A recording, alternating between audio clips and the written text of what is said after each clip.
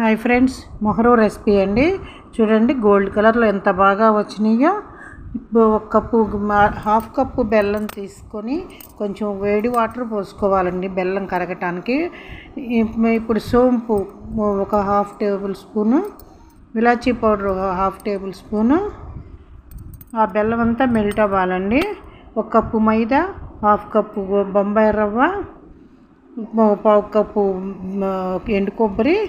ఇప్పుడు ఆ బెల్లం వాటర్ ఈ పిండిలో వేసుకుని కలుపుకొని శుభ్రంగా అలా కొంచెం 2 టేబుల్ స్పూన్లు నెయ్యి వేసుకోవాలండి.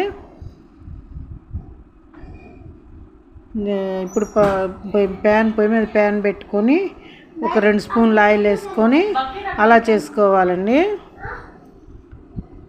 మీడియం సైజులో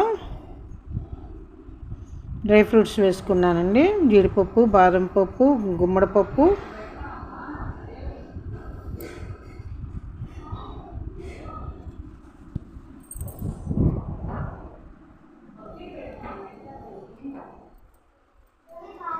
చూడండి ఎంత చక్కగా వచ్చినాయో. లైక్ చేయండి, షేర్ చేయండి, సబ్స్క్రైబ్ చేయండి.